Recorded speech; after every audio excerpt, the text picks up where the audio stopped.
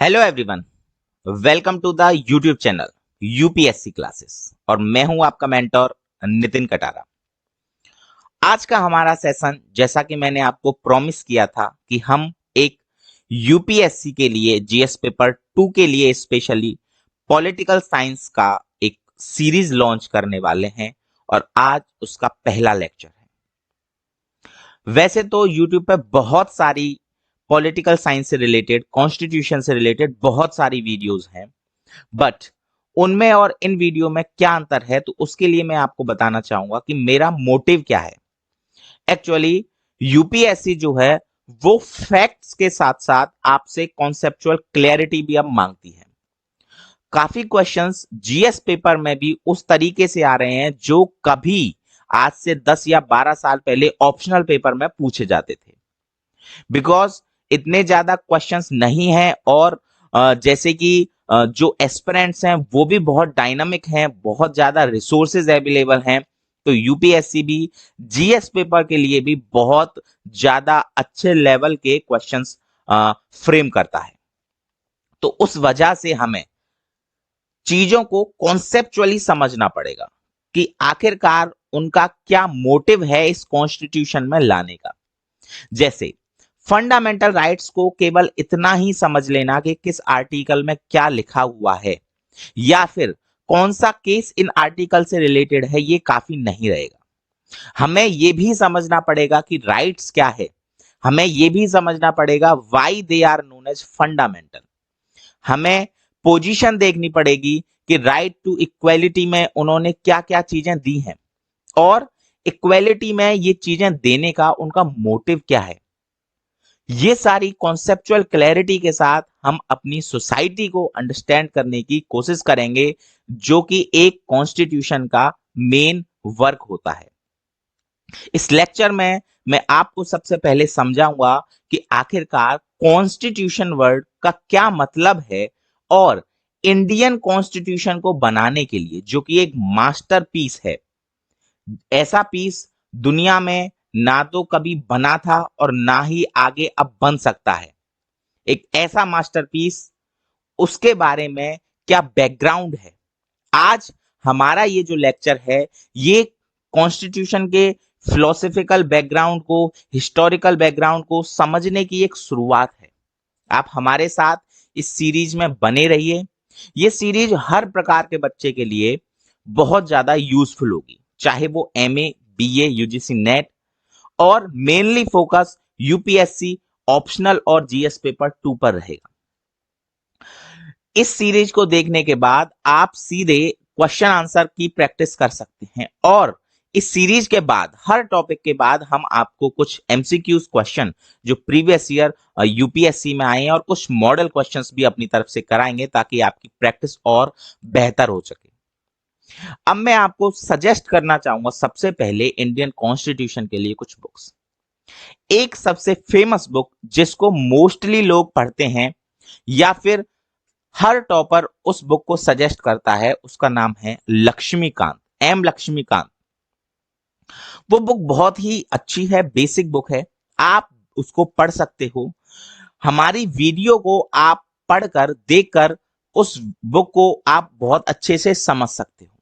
लेकिन हम अपनी वीडियोस में उस बुक से काफी ज्यादा अच्छे लेवल पर डिटेल एंड डिस्कशन करेंगे, जैसा कि मुझे पर्सनली लगता है, या आप लोग भी आजकल जो यूपीएससी का डायनामिक पेपर है उसको देखकर भी आपको एहसास होगा कि मेंस पेपर को हम लक्ष्मीकांत पढ़कर कवर नहीं कर सकते। उसके लिए हमें पॉलिटी की एक होलिस्टिक नॉलेज होनी चाहिए, गवर्नेंस को अच्छे से समझना पड़ेगा और इंटरनेशनल रिलेशन पे एक बहुत अच्छी पकड़ बनानी पड़ेगी, तब जाकर हम जीएस पेपर 2 में बहुत अच्छे नंबर ला पाएंगे। अगर आप हमारे इस चैनल से जुड़े हैं और हमारा कॉन्स्टिट्यूशन सीरीज अगर आप फॉलो करेंगे तो मैं आपको यह एश्योरेंस दिलाता हूं कि इस सीरीज के साथ आप बहुत सारी ऐसी बातें सीखोगे जो आपके ऐसे राइटिंग में हेल्प करेगी। कुछ चीजें जो ऐसे में आजकल सोसाइटी से रिलेटेड आते हैं, तो सोसाइटी को समझने के लिए ही हमारे पास बुक है कॉन्स्टिट्यूशन, इसका रेफरेंस हम वहां दे सकते हैं। यहां आपको बीच बीच में आंसर राइटिंग की टिप्स भी दी जाएंगी। तो चलिए आज हम अपना पहला लेक्चर जो कि इंट्रोडक्शन टू द कॉन्स्टिट्यूशन है शुरू करते हैं और समझते हैं कि एक्चुअली में जो कॉन्स्टिट्यूशन है वो क्या चीज है। इसके डेप्थ में जाने के लिए इसके अंदर जो पार्ट्स हैं उनको पढ़ने के लिए हमें ये समझना पड़ेगा कि जो कॉन्स्टिट्यूशन हम पढ़ने वाले हैं वो क्या है। तो चलिए समझते हैं व्हाट इज कॉन्स्टिट्यूशन। लेकिन उससे पहले आप स्क्रीन पर देख सकते हैं हमारा मास्टरपीस, ये है कॉन्स्टिट्यूशन ऑफ इंडिया। आप देख लीजिए इस किताब को, ये जो बुक है, ये जो डॉक्यूमेंट है, ये हमारी एस्पिरेशंस है, ये हमारा गोल है। 70 साल से जिसने भारत को अपने अपने आप में समेटे हुआ है वो ये किताब है, जिसके लिए हमने 200 साल की गुलामी सही, जिसके लिए हमने इंडिपेंडेंस की लड़ाई लड़ी, इस किताब के लिए, इस चीज को अपनाने के लिए, इसको पाने के लिए।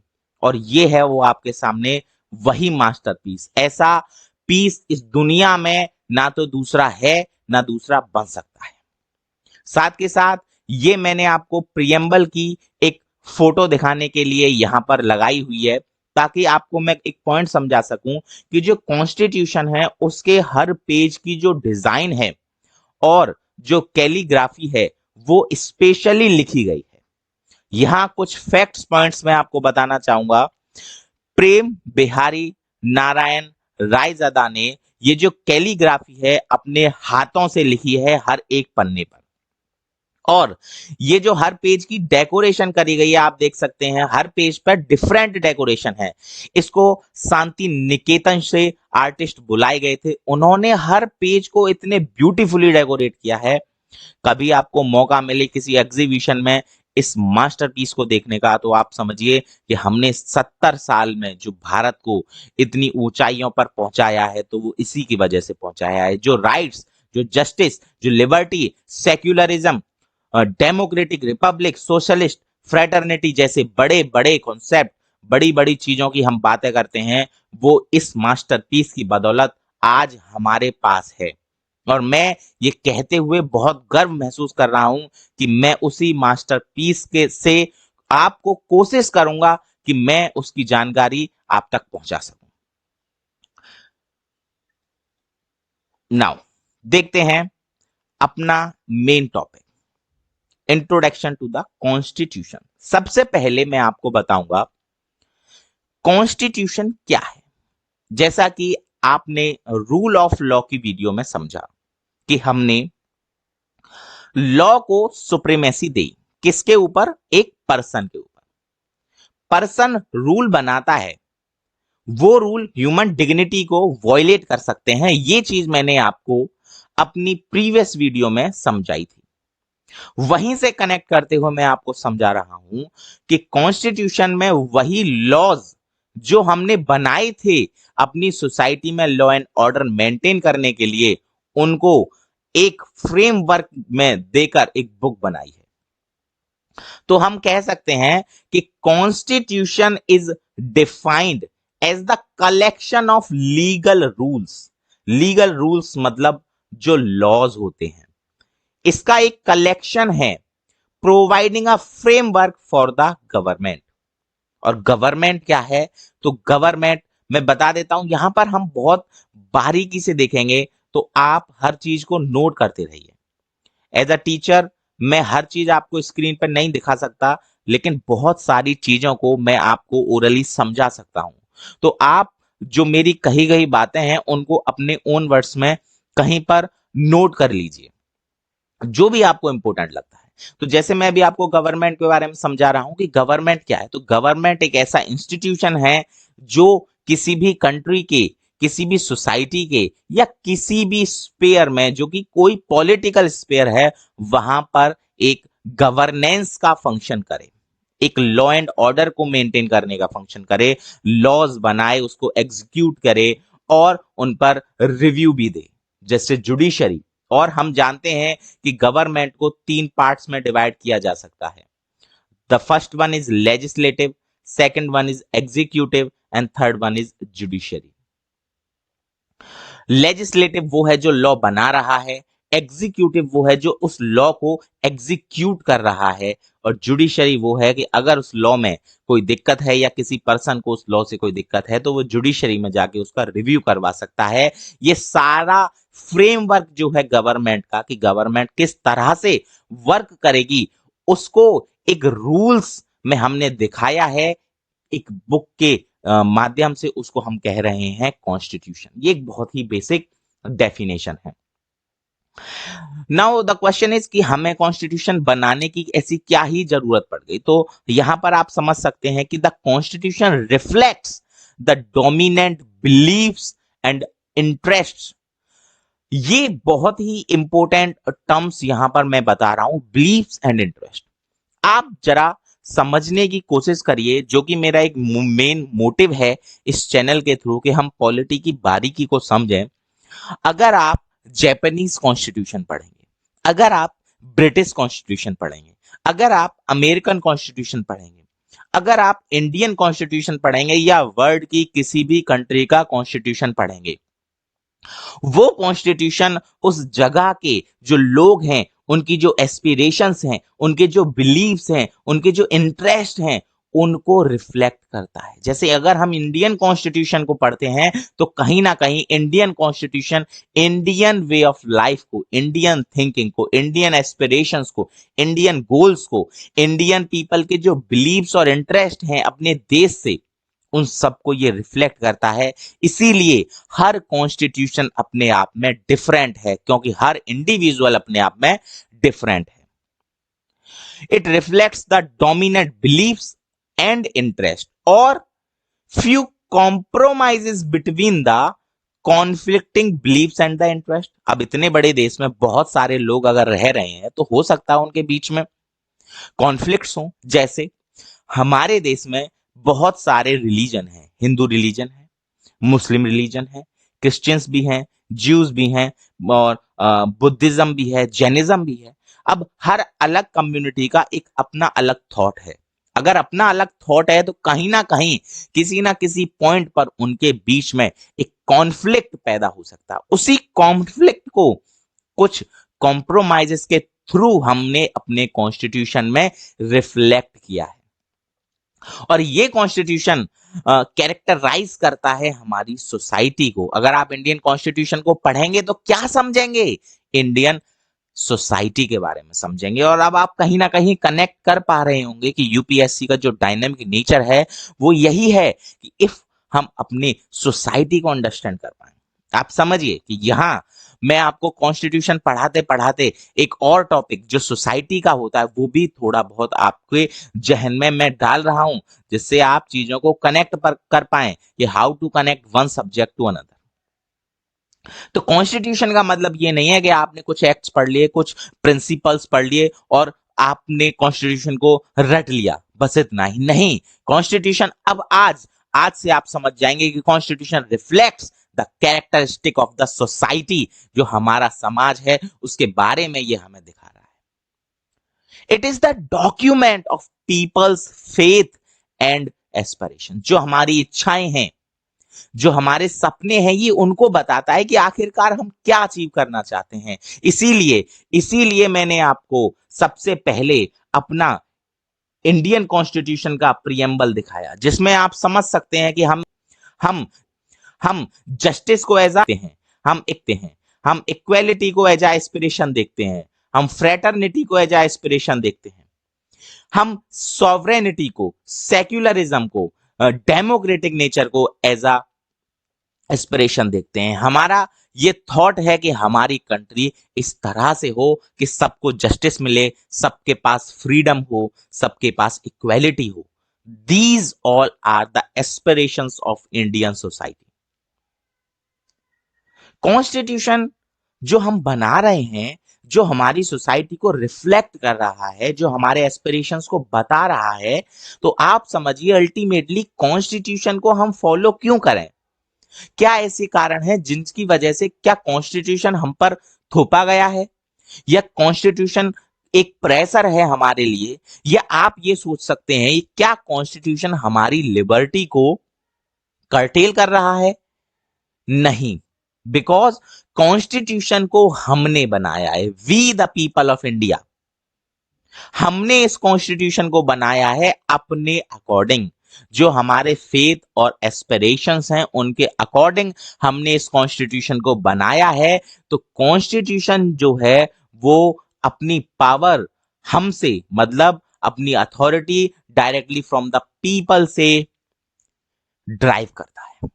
जो हम हैं, हमने ही कॉन्स्टिट्यूशन को लेजिटिमेसी दी है। अगर आप फ्रांस के कॉन्स्टिट्यूशन के बारे में समझेंगे तो वहां पर 5 कॉन्स्टिट्यूशन बदले जा चुके हैं। अब फिफ्थ रिपब्लिक ऑफ फ्रांस वहां पर है।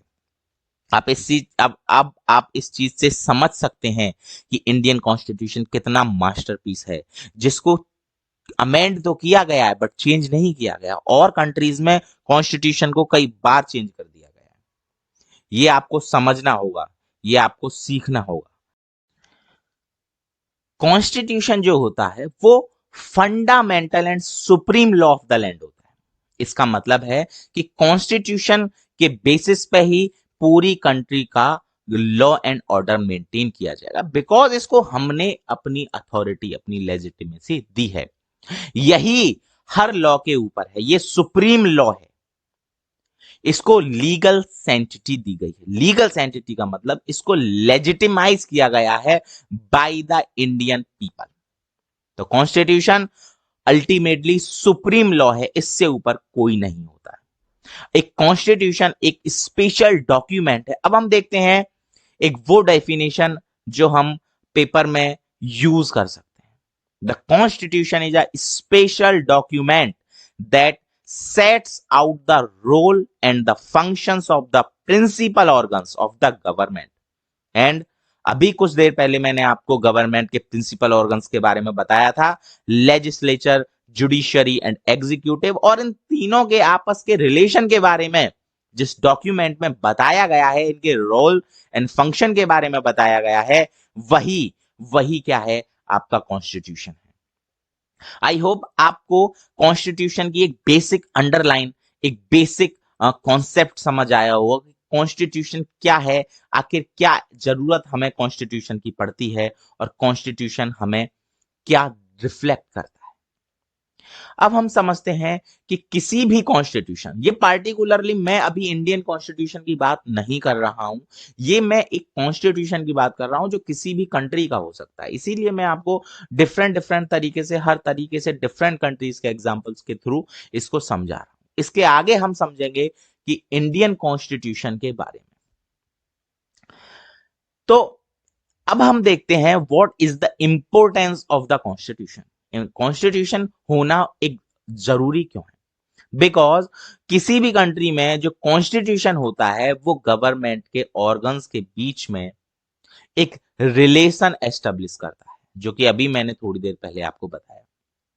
ये डिफाइन करता है पावर ऑफ लेजिस्लेचर को, एग्जीक्यूटिव को और जुडिशरी को, कि लेजिस्लेचर की क्या पावर्स हैं, एग्जीक्यूटिव और जुडिशरी की क्या पावर हैं, और इनकी पावरों के बीच में एक क्लियर डिमार्केशन ये बताता है, जिससे हर ऑर्गन को अपनी रिस्पॉन्सिबिलिटी का पता रहे और उसको ये समझ आए कि मुझे क्या काम करना है। साथ ही साथ ये तीनों ही ऑर्गन में एक रिलेशनशिप भी बताता है कि आप तीनों ऑर्गन सेपरेट होते हुए भी एक साथ वर्क करेंगे। और इस तरीके से ये किसी भी कंट्री के गवर्नमेंट को एफिशिएंट बनाता है। और गवर्नमेंट अगर एफिशिएंट है तो आपका जो गवर्नेंस है, because governance is a phenomena जिसके लिए एक इंस्टीट्यूशन है गवर्नमेंट, और अगर एफिशिएंट है आपकी गवर्नमेंट तो गवर्नेंस भी कैसा होगा, आपका एफिशिएंट होगा। Now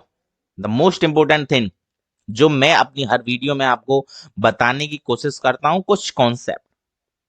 so there is a famous historian of Britain, lord Acton. उनके एक बहुत ही फेमस एक सेइंग है जिसको मैं बार बार दोहराता रहता हूं और सबको बताता हूं कि कोई भी चीज अगर एब्सोल्यूट है तो वो अगर करप्ट हो गई गलती से तो एब्सोल्यूटली करप्ट होती है। उनका कहना है power tends to corrupt and absolute power corrupts absolutely, कि जो पावर है वो करप्ट होगी। हम भी देखते हैं कि हमारे यहाँ जो पावर है, जो पावरफुल लोग हैं, वो बहुत करप्ट हैं, या करप्शन कितना ज्यादा फैला हुआ है। लेकिन हमारे यहाँ जो पावर है वो एब्सोल्यूट नहीं है। लॉर्ड एक्टन का कहना है कि पावर डेफिनेटली करप्ट होती है, चाहे वो कोई भी टाइम पीरियड आप ले लीजिए, पावर करप्ट होती है। और अगर पावर एब्सोल्यूट है तो एब्सोल्यूट पावर करप्ट एब्सोल्यूटली। बहुत से लोगों को लगता होगा कि कोई एक राजा था, उस राजा का शासन बहुत अच्छा था, हमें दोबारा से एक मोनार्की का शासन में जाना चाहिए। आपकी सोच बिल्कुल सही है, लेकिन आप लॉर्ड एक्टन की बात से समझिए कि अगर एक इंसान को कंप्लीट एब्सोल्यूट पावर दी जा रही है तो वो हिटलर भी बन सकता है, वो मुसोलिनी भी बन सकता है। और इसलिए हमने एक कॉन्स्टिट्यूशन को बनाया है। Hence, it is required to restrict the abuse of power and protect people against the ill effect of such abuse. और इस अब्यूज ऑफ पावर को रोकने के लिए हमने उन पावर के ऊपर लिमिटेशन लगाई। और कैसे लगाई? हमने एक कॉन्स्टिट्यूशन बनाया जो कुछ चीजों में सुप्रीमेसी ऑफ लॉ दिखाता है। और ये किसने बनाया है? पहले आप ये समझिए, ये कॉन्स्टिट्यूशन है, ये एक सॉरी सोशल कॉन्ट्रैक्ट है हर इंसान के बीच में जो एक देश में रहता है। The constitution lays down the basic structure of the government and principle according to which the nation must be govern. अब गवर्नमेंट का जो बेसिक स्ट्रक्चर है, गवर्नमेंट के जो कितनी पार्टी सिस्टम होगा, कैसे इलेक्शन होंगे, इनकी वर्किंग क्या होगी, इस सब का जो एक स्ट्रक्चर है वो बताता है कॉन्स्टिट्यूशन। यहां तक कि नेशन को किस तरह से गवर्न करना है उसके प्रिंसिपल भी बताता है constitution. It Lay's down the goals for the nation. Nation के जो गोल्स हैं, जो एस्पिरेशंस हैं, वो भी बताता है कौन? Constitution. It defines the relationship between government and the people. जो इस देश के लोग हैं जिन्होंने कॉन्स्टिट्यूशन बनाया है, इनडायरेक्टली ही सही, लेकिन पावर तो कॉन्स्टिट्यूशन हमसे ही ले रहा है। और हम ही कहीं ना कहीं रिप्रेजेंटेटिव्स के थ्रू एक गवर्नमेंट बना रहे हैं जो हम पर रूल करे। तो गवर्नमेंट और पीपल के बीच का जो रिलेशन है उसको बताता है कॉन्स्टिट्यूशन। आप समझिए, इन बारीकियों पर ध्यान दीजिए, और यही है इंपॉर्टेंस ऑफ द कॉन्स्टिट्यूशन। हालांकि मैं समझता हूं कि अभी तक यूपीएससी ने इस तरह से क्वेश्चन नहीं पूछा है कि कॉन्स्टिट्यूशन का क्या इंपॉर्टेंस होगा। लेकिन अगर हमें यही नहीं पता कि जो कॉन्स्टिट्यूशन हम पढ़ रहे हैं वो एक्चुअली में क्या है, वो क्या मायने रखता है, उसकी इंपॉर्टेंस क्या है, तो मुझे नहीं लगता कि हम सोसाइटी को बेहतर नजरिए से समझ पाएंगे। कॉन्स्टिट्यूशन के बारे में तो हमने थोड़ा देखा, अब मैं आता हूं डायरेक्टली कॉन्स्टिट्यूशन ऑफ इंडिया के बारे में। और मैं आज आपको इंडिया के कॉन्स्टिट्यूशन के बारे में नहीं पढ़ा रहा, जो पीछे मैंने कॉन्स्टिट्यूशन को डिफाइन किया है, वो थ्योरी किस तरह से इंडियन कॉन्स्टिट्यूशन में अप्लाई हो रही है, वो मैं आपको बता रहा हूं। और आप मेरा बिलीव करिए कि ये जो चीज मैं आपको बता रहा हूं, ये अल्टीमेटली आपको बहुत काम आने वाली है अपनी आंसर राइटिंग में। आप इसको कहीं पर भी लगा सकते हो, इवोल्यूशन ऑफ द कॉन्स्टिट्यूशन में किसी भी जगह आप इसमें से कुछ भी लिखोगे, 100% ये एफिशिएंट आंसर बनाएगी।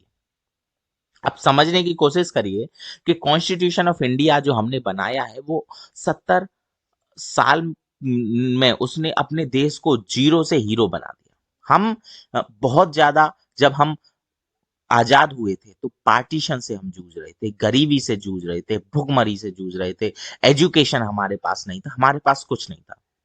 बट इस कॉन्स्टिट्यूशन ने जो हमने बनाया, इसने हमें 70 साल में क्या से क्या बना दिया। हमें एजुकेशन दी, इंडस्ट्री दी, हमें वर्ल्ड लीडर होने का आज, जो कि हम बहुत सारे जो देश हैं उनसे कॉम्पीट कर पा रहे हैं, ये एक सपना दिया। तो कॉन्स्टिट्यूशन ऑफ इंडिया एक मेजर अचीवमेंट है हमारे लिए इंडिपेंडेंस इंडिया की। मैं समझता हूं कि इंडिपेंडेंट इंडिया ने कुछ किया हो या नहीं किया हो, लेकिन एक मेजर अचीवमेंट जो की है उन्होंने वो ये है कि इन्होंने अपना खुद का एक कॉन्स्टिट्यूशन बनाया जो इसकी एस्पिरेशंस को रिफ्लेक्ट करता है। आप समझिए कि इंडियन कॉन्स्टिट्यूशन जो है वो फ्रेम करा गया है न्यू आइडियाज पर, जैसे जस्टिस, लिबर्टी, इक्वेलिटी, फ्रेटर्निटी, ये सारे आइडिया हमने अपने कॉन्स्टिट्यूशन को बनाते टाइम इनकॉर्पोरेट करे थे। जितने भी कंट्रीज हैं आप देखिए, जो आज हम मॉडर्न कंट्री कहते हैं यूएसए, उन्होंने भी अपने कॉन्स्टिट्यूशन को जब बनाया था तब उसमें फंडामेंटल राइट्स जैसी चीजें नहीं दी थी। फ्रांस ने जब बनाया तो भी उन्होंने बहुत सारी चीजों को उसमें नहीं रखा। लेकिन इंडियन कॉन्स्टिट्यूशन एक ऐसा मास्टरपीस कॉन्स्टिट्यूशन है जिसने बनते ही अपने लोगों को राइट्स दिए, लिबर्टी दी, इक्वेलिटी दी, उनको जस्टिस का वादा किया, दबे कुचले लोगों के लिए उन्होंने डिग्निटी दी। इसलिए मैं कहता हूं कि इंडियन कॉन्स्टिट्यूशन काफी कॉम्प्लेक्स है। बिकॉज अब आप समझ पा रहे होंगे, कनेक्ट कर पा रहे होंगे कि why Indian constitution is so complex, because India की जो सोसाइटी है वो ही इतनी कॉम्प्लेक्स है, और उस सोसाइटी के लिए एक मिरर है हमारा constitution. The Indian constitution is a complex document because the diversity of language, race, religion, culture demanded a complete understanding of Indian society to make a constitution.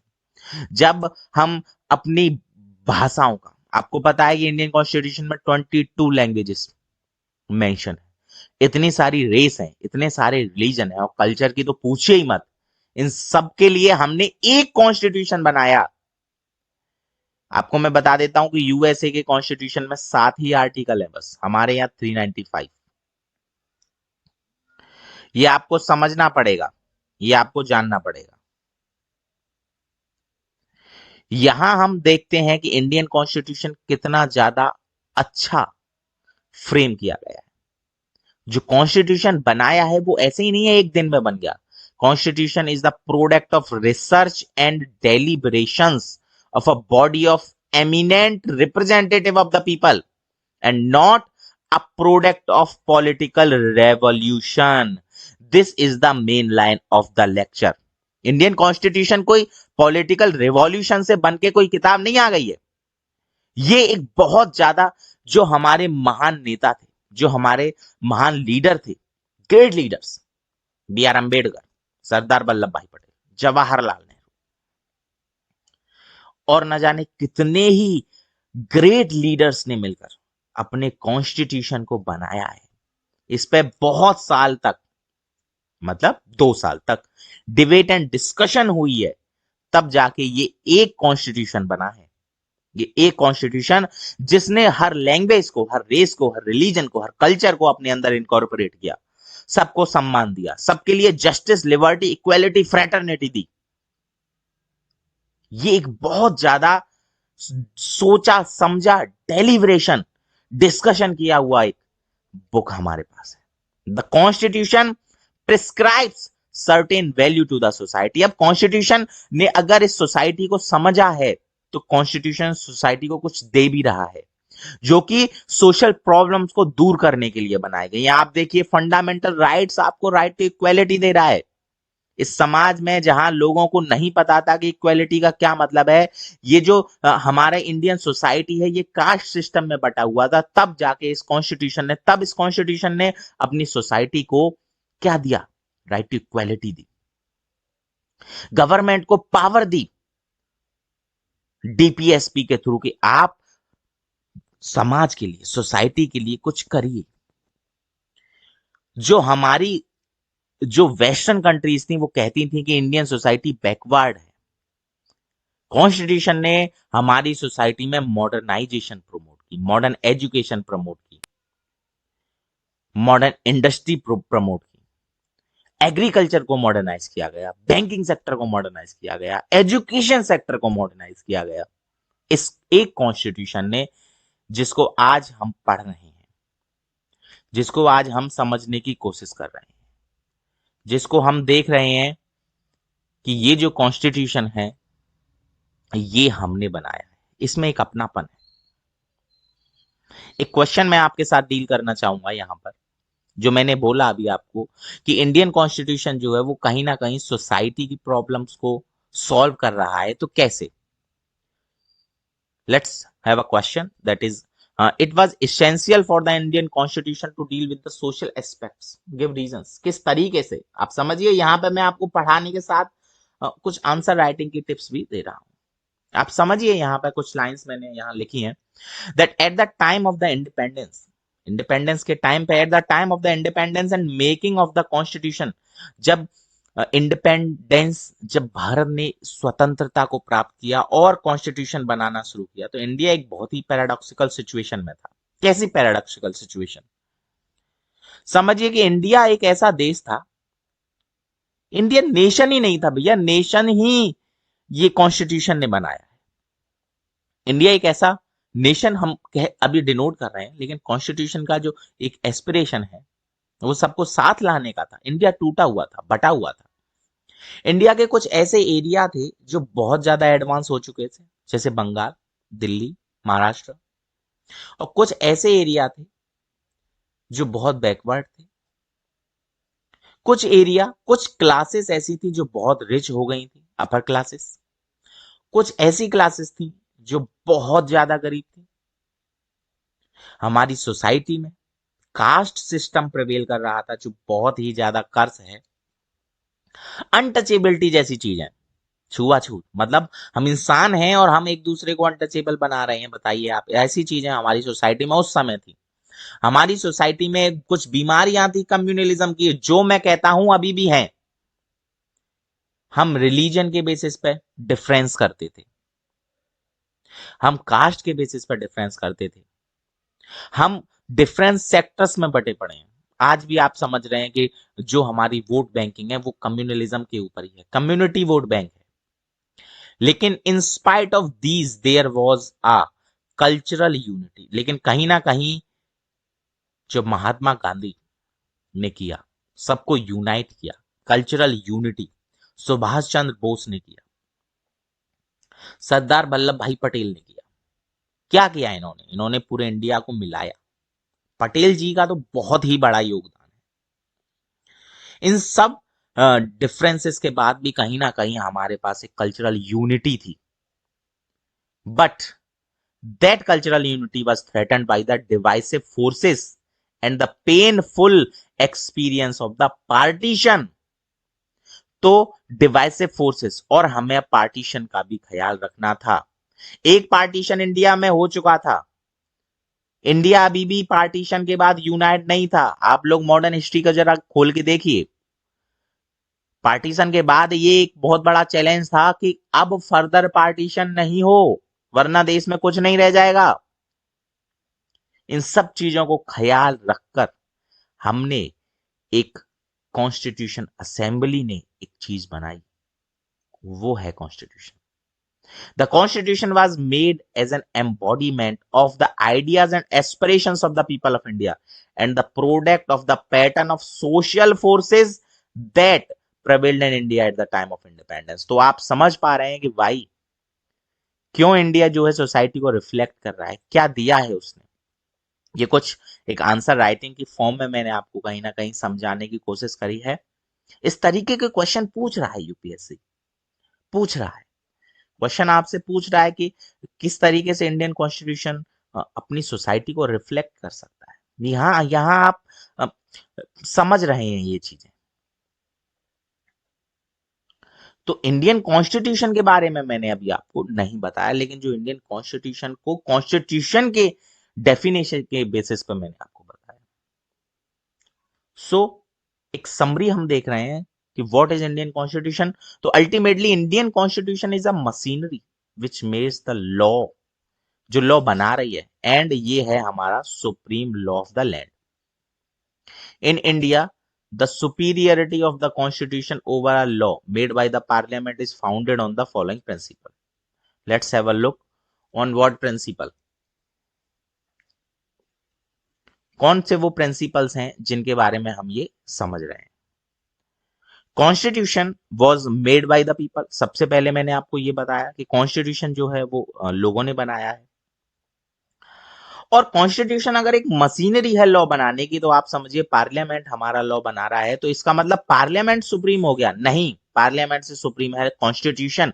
किस तरीके से? तो समझिए कॉन्स्टिट्यूशन जो है लोगों ने बनाया है, इसका मतलब अल्टीमेट सॉवरेन पावर जो है लोगों के पास है। कॉन्स्टिट्यूशन असेंबली एक रिप्रेजेंटेटिव बॉडी थी जिसको लोगों ने इलेक्ट किया। ऐसे ही जो लेजिस्लेचर है वो भी रिप्रेजेंटेटिव बॉडी होती है जिसको लोग इलेक्ट करते हैं। तो जो पीपल हैं वही सब काम कर रहे हैं। Hence the people who have set up the constitution and the government।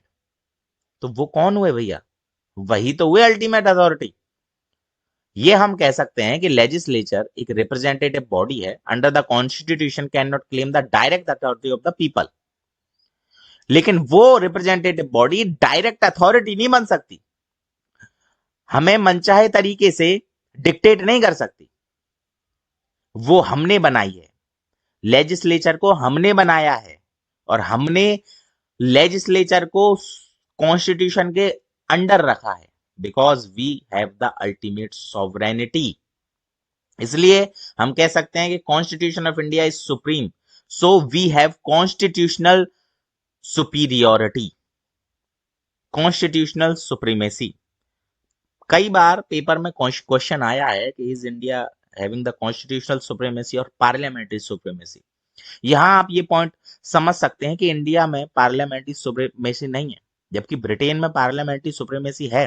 Because Britain का जो कॉन्स्टिट्यूशन है वो अनरिटन है, इवॉल्विंग है, तो पार्लियामेंट के जो भी लॉज हैं वो वहां माने जाते हैं। वहां जुडिशरी के पास जुडिशियल एक्टिविज्म नहीं है, but Indian constitution has judicial activism and the judicial review. तो Indian constitution constitutional supremacy follow कर रहा है भैया। सेकंड पॉइंट समझिए, the source of the authority of all organs of the state including the legislature. वो कौन है? Constitution. चाहे एग्जीक्यूटिव हो, चाहे लेजिस्लेचर हो, चाहे जुडिशरी हो, सबका सोर्स कौन है? Constitution. It follows that legislature can not exercise any power which is not confirmed upon the constitution. तो हमने कॉन्स्टिट्यूशन को इस तरीके से बनाया है कि जो आने वाली पार्लियामेंट है, आने वाला लेजिस्लेचर है, वो कोई भी पावर अगर एंजॉय करता है तो वो वही पावर एंजॉय कर सकता है जो हम उसको प्रोवाइड कर रहे हैं अंडर द कॉन्स्टिट्यूशन। इसका एक रेफरेंस आप मिनर्वा मिल्स केस में देख सकते हैं।